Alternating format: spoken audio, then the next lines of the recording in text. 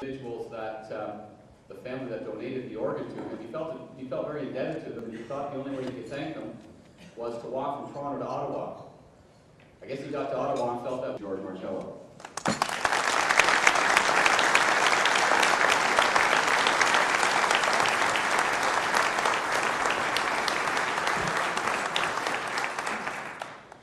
Thank you, Paul, for that.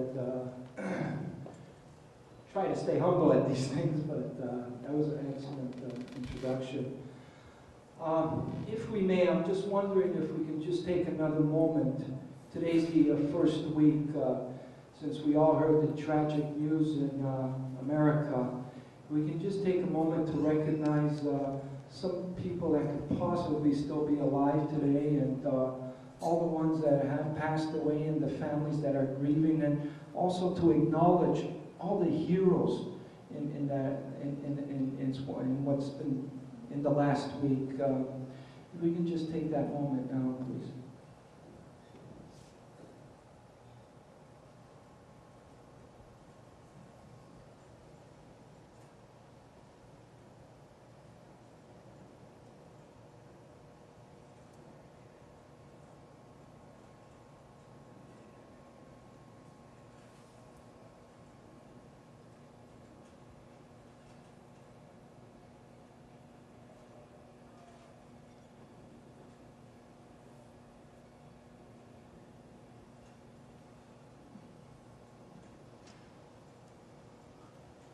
Thank you.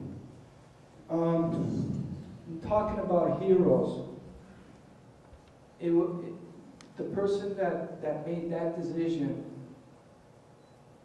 to donate their organs is my hero, because I wouldn't be around today if that decision wasn't made, and that decision also saved 5 other people's lives. And this is what this is all about. We're trying to let everybody know how important this decision really is. We're trying to let everybody know that this one decision can save up to 8 people's lives. And not only that, restore up to 20 others so that they can get their eyesight back, they can walk properly. There's a cure now for a certain type of diabetes. There is just so much that can be done. And every person that thinks about and makes that decision is a hero. So we're trying to inspire the public, every Canadian from coast to coast, because we have a problem here in this country.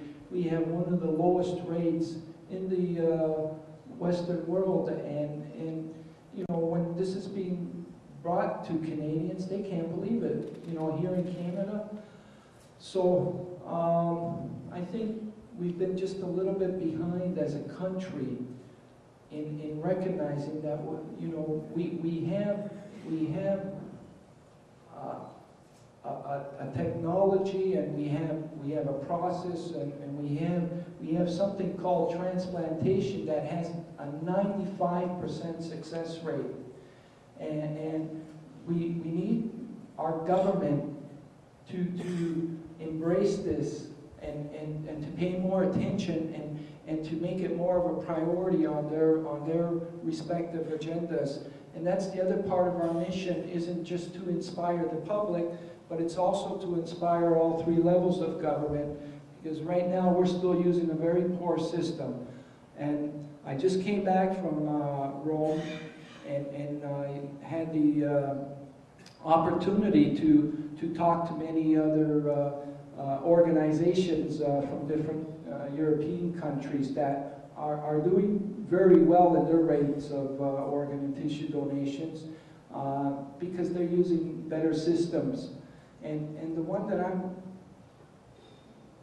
pretty well convinced since I've come back from Italy is the one that I believe it's called presumed consent, and that's the system that Spain first used, and it wasn't first well received in their country when they first developed it, because people kind of felt that there was sort of a dictatorship tone to it, where you know, everybody in Spain was an organ donor unless they stated otherwise.